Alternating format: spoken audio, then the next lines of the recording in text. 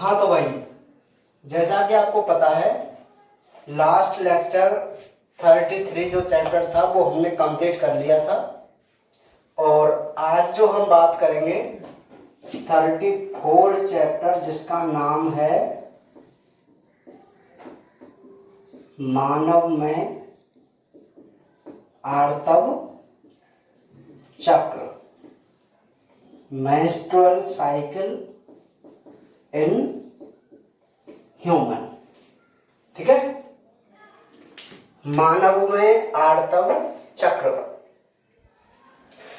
जो हमारे चैप्टर हैं वो हमने क्रम वाइज किए हैं और चैप्टर 33 में हमने एक शिशु का डेवलपमेंट कर लिया था।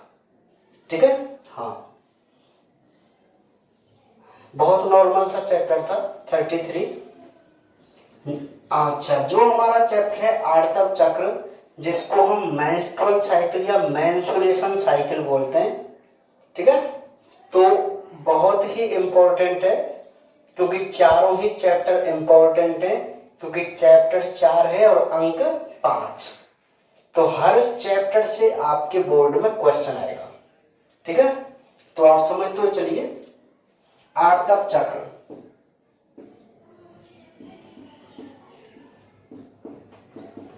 सभी मादा स्तनियों के प्रजनन काल में घटनाएं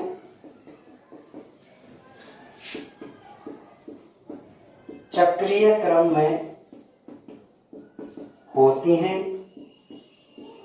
इसे प्रजनन चक्र या अंडाशय चक्र कहते हैं।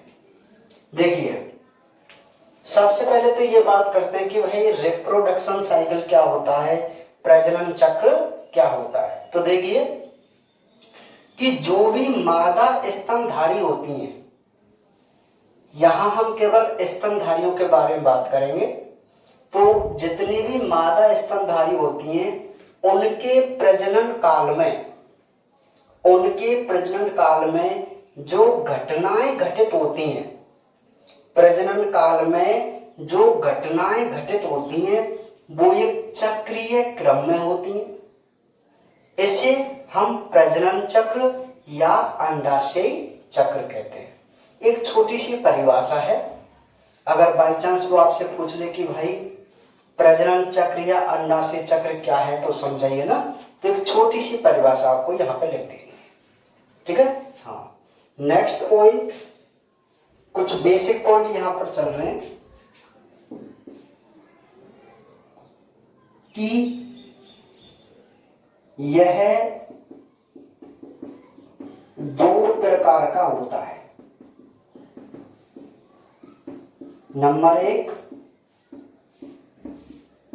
मधचक्र और सेकंड है रज चक्र। इसको एस्ट्रस साइकिल बोलते हैं और इसको मेंस्ट्रुअल साइकिल बोलते हैं। बात समझिए कि जितनी भी मादा स्तनधारी होती हैं, उनमें जो प्रजनन चक्र होता है वो 2 प्रकार का होता है। एक तो होता है भाई मधचक्र, एस्ट्रस साइकिल, और एक होता है रज चक्र, मेंस्ट्रुअल साइकिल। ठीक है, तो रज चक्र और मध चक्र ये 2 प्रकार के प्रजनन चक्र हैं। हम इस चैप्टर में अपने रज चक्र के बारे में डिटेल से अध्ययन करेंगे, है ना। तो यहां तक तो आपको कोई दिक्कत नहीं है। सबसे पहले आपको केवल इतना ही समझना है कि भाई स्तनधारियों में जो प्रजनन चक्र होता है वो 2 प्रकार का होता है, एक तो मध चक्र और एक रज चक्र। ठीक है, तो अब हम इनको थोड़ा इनका अंतर हम समझ लेते हैं, क्योंकि आप अभी नहीं जानते कि भाई मध चक्र क्या है और रज चक्र क्या है। ठीक है भाई, तो सबसे पहले जो हम बात करेंगे वो छोटी सी बात करेंगे मध चक्र जिसको हम एस्ट्रस साइकिल बोलते हैं। एस्ट्रस जैसा कि नाम से कुछ लग रहा है, एस्ट्रोजन हार्मोन से रिलेटेड, एस्ट्रोजन हार्मोन से रिलेटेड एस्ट्रस। तो देखिए यह है ए प्राइमेट मादा में होता है, ए प्राइमेट मादा में होता है। इनमें जब एस्ट्रोजन की मात्रा अधिक हो जाती है तो वह मादा योनि द्वारा स्रावित होता है।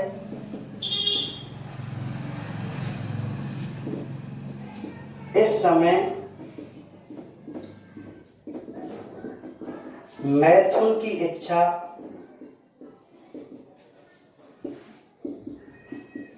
जागृत होती है।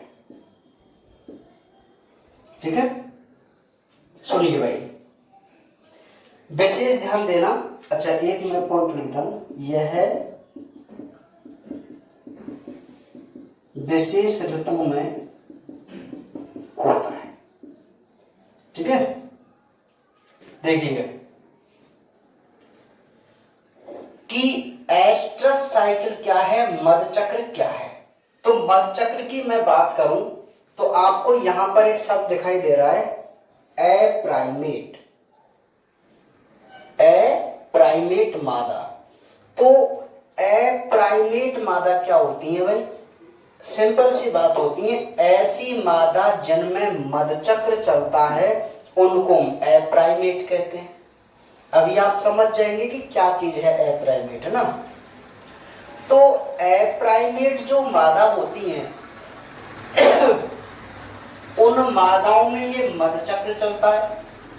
और क्या होता है भाई इसमें कि जब इनकी बॉडी में एस्ट्रोजन हार्मोन अधिक हो जाए तो वह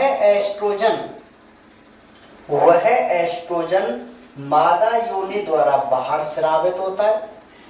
उसको हम कहते हैं मधचक्र। और इस चक्र के समय इसमें मैथुन की इच्छा जागृत होती है, या मैं ये कहूं कि निषेचन की प्रक्रिया होती है। इस समय जब मधचक्र चलता है तब ही निषेचन की इच्छा होती है ना। तो और यहां पे एक मैंने पॉइंट लिखा है कि यह विशेष ऋतु में ही होता है। अब जैसे आप पॉइंट पे आ जाइए, गाय भैंस, मैं आपसे सीधी सी बात बता दूं, बंदर और मनुष्य दोनों को छोड़कर, मतलब बंदर जाति पूरी प्रजाति, जिसमें बंदर, लंगूर, मैकाऊ के सारे आएंगे, चिंपैंजी वगैरह, बंदर प्रजाति और मनुष्य प्रजाति, इन दोनों को छोड़कर जितनी भी स्तनधारी मादाएं हैं उन सभी मादाओं में मधचक्र होता है। अब मैं एग्जाम्पल के अकॉर्डिंग आपको बताऊं, जैसे हम एक भैंस के बारे में बात करते हैं, एक गाय के बारे में बात करते हैं। ठीक है, तो गाय भैंस की क्या होता है भाई कि गाय और भैंस में जो निषेचन की प्रक्रिया होती है वो एक विशेष ऋतु में होती है। बताओ होती है नहीं होती? होती है ना। एक फिक्स टाइम होता है उनका एक फिक्स टाइम होता है, नहीं होता? तो वो क्या है भाई कि उस फिक्स समय में उनमें एस्ट्रोजन हार्मोन निकलता है और उस एस्ट्रोजन हार्मोन को सूंघ कर या उस एस्ट्रोजन हार्मोन की उपस्थिति से जो नर होते हैं वो उत्तेजित होते हैं, एक्साइट होते हैं, अन्यथा नहीं होते। ठीक है, आप सभी जानते हैं कि जब भी गाय भैंस का प्रजनन समय होता है तब ही उनका हम निषेचन करवाते हैं, अन्यथा नहीं करवाते। अंतर समझ में आ गया होगा? ठीक है। तो वह कौन सा चक्र है भाई? मध चक्र है। कौन सा चक्र है? मध चक्र। समझ में आ गई बात नहीं आई? आप सीधा सा इतना समझो कि भाई ऐसा चक्र होता है जिसमें प्रजनन एक फिक्स समय में होता है बस, ठीक है। हर समय हम प्रजनन नहीं करवा सकते हैं ऐसे पशुओं में, ऐसे मादाओं में। उनमें जब मध चक्र आएगा तब ही प्रजनन की प्रक्रिया होती है, ठीक है। तो इसको हम बोलते हैं भाई क्या? मध चक्र। तो ये केवल आपको समझने के लिए, आपसे कोई क्वेश्चन इससे नहीं आएगा। आप केवल समझो कि भाई मध चक्र क्या है, तो आप इतना कहेंगे कि सर ये अप्राइमेट मादाओं में होता है, इसमें एस्ट्रोजन हार्मोन स्रावित होता है, तभी तो उसको हम एस्ट्रस साइकिल बोल रहे हैं, है ना। जैसे गाय भैंस है, इनमें एक साल में एक बार एस्ट्रोजन चक्र चलता है, एक साल में, है ना। तो कुछ के जैसे डॉग होते हैं उनमें साल में 2 बार, है ना। इस प्रकार उनके फिक्स टाइम होते हैं। तो ये बात समझ में आ गई आपको मध चक्र की? एस्ट्रस साइकिल क्या है? बहुत छोटी सी बात है ना। चलिए अब नेक्स्ट जो हम बात कर रहे हैं वो कर रहे हैं अपने इंपॉर्टेंट टॉपिक रज चक्र, जिसको हम मेंस्ट्रुअल साइकिल कहते हैं, या मैं ये कहूं कि हम जो चैप्टर पढ़ रहे हैं ना वो यही है पूरा। तो रज चक्र क्या है? सिंपल सी बात है कि यह प्राइमेट मादाओं में होता है, यह प्राइमेट मादाओं में होता है, ठीक है। और अच्छा, इसमें मैं आपको थोड़ा सा अंतर बता देता हूं कि जो प्राइमेट मादा होती हैं, प्राइमेट मादा जो होती हैं उनमें हर महीने रज चक्र चलता है, और जब उनमें रज चक्र चलता है तो वह हर महीने प्रजनन के लिए तैयार रहते हैं। मेरी बात समझो कि भाई जो प्राइमेट मादा हैं उनमें हर महीने रज चक्र होता है, तो एक सिंपल सी बात ये हो गई कि उनके प्रजनन का समय जो होता है वो हमेशा बना रहता है। जबकि अप्राइमेट मादाएं क्या थी कि उनमें प्रजनन का एक फिक्स समय होता है, एक विशेष ऋतु होती है, जबकि प्राइमेट मादाओं में कोई ऋतुओं का सिस्टम नहीं होता, ठीक है।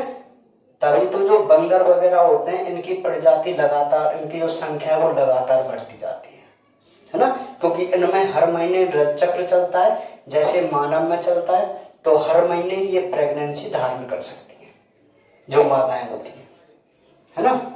हाँ, जैसे एक बार प्रेगनेंसी हो जाए तो जो इनका गर्भकाल होता है उसको डिलीवर्ड करने के बाद शिशु को ये कुछ महीने बाद फिर प्रेगनेंसी धारण कर सकती है। जबकि गाय भैंस में क्या होता है कि साल में एक ही बार गर्भ धारण कर सकती है ना। चांसेस जो होते हैं गर्भ धारण करने के, ठीक है। तो ये दोनों में अंतर है, रज चक्र और मध चक्र। इतना सा अंतर है कि जिनमें मध चक्र चलता है वो तो साल के कुछ विशेष ऋतु में ही प्रेगनेंसी धारण कर सकती हैं, जबकि प्राइमेट मादाएं जो होती हैं उनके लिए प्रेगनेंसी का कोई बाउंडेशन नहीं होता, हर महीने प्रेगनेंसी हो सकती है, ठीक है। हाँ, ये अंतर है थोड़ा रज चक्र और मध चक्र में, है ना। तो ये किसमें होता है? प्राइमेट मादा में होता है। अब यहां से कुछ एक विशेष पॉइंट, 1-2 क्वेश्चन आ जाते हैं, वो क्या है? अब मानव की बात चलेगी केवल कि यह 12 से 14 वर्ष की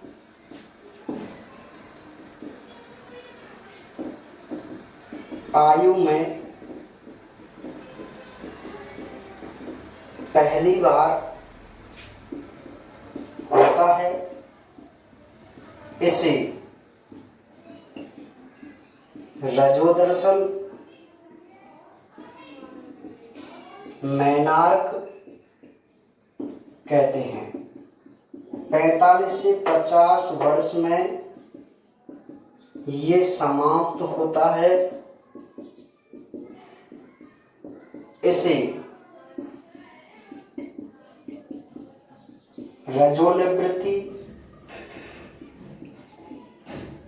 मीनोपॉज कहते हैं।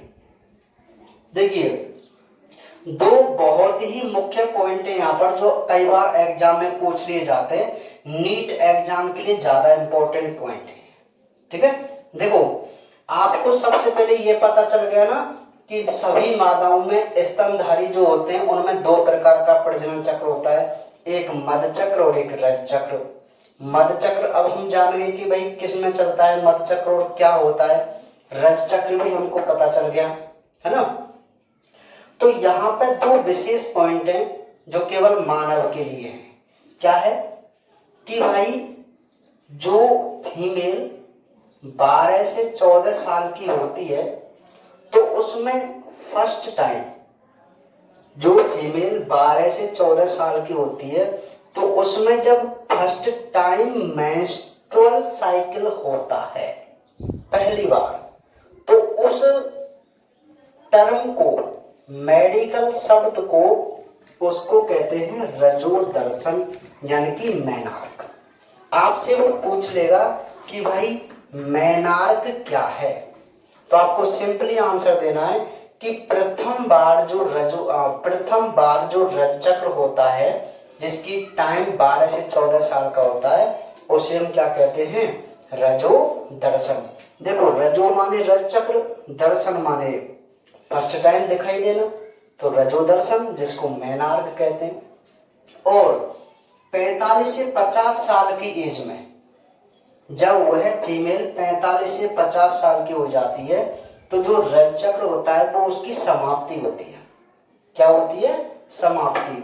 तो इस घटना को हम रजोनिवृत्ति या मीनोपॉज कहते हैं।